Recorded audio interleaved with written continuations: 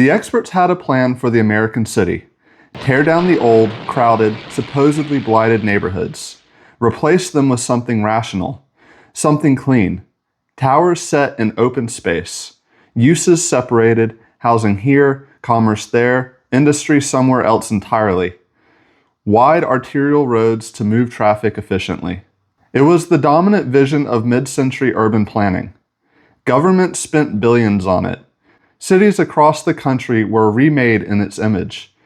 And then a journalist in Greenwich Village looked at what the experts were building and what they were destroying to build it, and wrote a book that called the whole thing a catastrophe.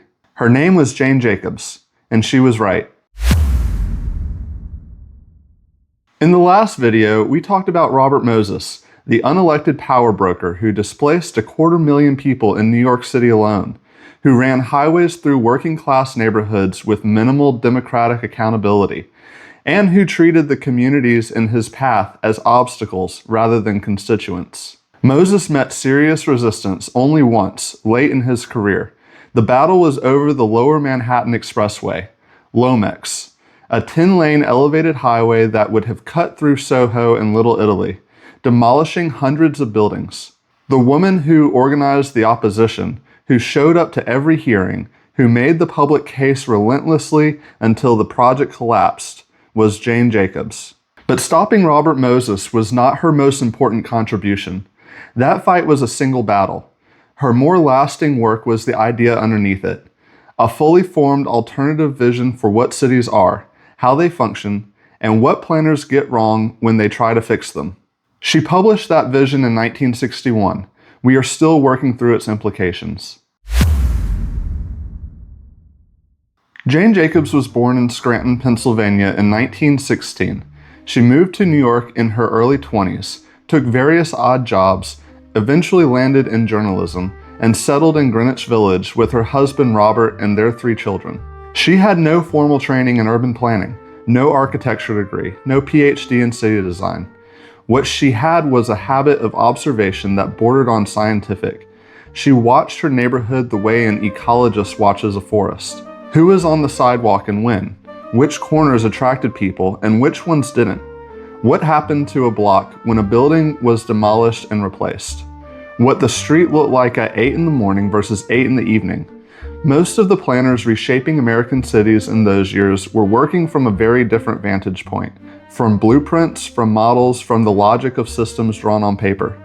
Jacobs was working from the ground, and what the ground showed her was that the cities being built according to expert theory were, in practice, dying. In 1961, she published The Death and Life of Great American Cities, and it landed like a demolition charge inside the planning world. The book's argument, at its core, was that the reigning philosophy of urban renewal was not improving cities. It was destroying them. And the destruction was not incidental. It followed logically from a set of wrong assumptions about what makes cities work. The planning orthodoxy of the time was what you might call tower in a park thinking, a concept championed by Le Corbusier that we will cover in a future video. Separate uses, residential zones here, commercial zones there. Replace dense, mixed, older neighborhoods with clean, orderly superblocks. The messiness of the old city was the problem. Rationalized design was the solution. But Jacobs argued the opposite. The messiness wasn't the problem, it was the mechanism. The overlapping uses, the mix of old and new buildings, the density of people, the short blocks that gave pedestrians multiple routes, these weren't accidents of history waiting to be corrected. They were the conditions that produced urban vitality, safety, and economic life. Remove them in the name of order, and you don't get a better city, you get a dead one. She identified 4 conditions that healthy urban districts share. Neighborhoods need to serve more than one primary function, so that people are present at different times of day, not just the 9 to 5 office crowd, but residents, shoppers, visitors, people out in the evening. They need a mix of buildings of different ages because older buildings are cheaper, and cheaper space is where the small business, the new restaurant, the unconventional use can afford to exist. Replace everything with new construction, and you've priced out the diversity that made the neighborhood interesting. They need sufficient density of population to support local businesses and generate the foot traffic that keeps streets active. And they need short blocks with multiple route options, spread pedestrian activity, and make the street grid feel permeable rather than monolithic. These weren't aesthetic preferences. They were functional claims grounded in observation about the conditions under which urban life sustains itself. The concept she's probably most identified with is what she called eyes on the street. Safety in cities, Jacobs argued, does not come primarily from police presence. It comes from people, from the density and continuity of human occupation that makes a street watched at all hours, the shopkeeper who knows the regulars, the resident whose window faces the sidewalk, the bartender closing up at 2 a.m. What keeps a street safe is that someone is always there, and therefore someone always sees. The housing projects going up across America in the 1950s and 60s systematically destroyed this. When you separate residential towers from commercial streets, when you push buildings back from the sidewalk, eliminate ground floor uses, route residents through interior lobbies and courtyards rather than public sidewalks, you remove the natural surveillance that organic neighborhoods generate on their own. You produce spaces that feel empty even when they're not, and dangerous even when crime rates don't immediately justify the feeling. Jacobs was not romanticizing poverty or arguing that old buildings were inherently good. She was making a structural argument that the complexity of established neighborhoods serves functions that designed replacements routinely fail to replicate, and that planners, operating from theory rather than observation, kept missing this.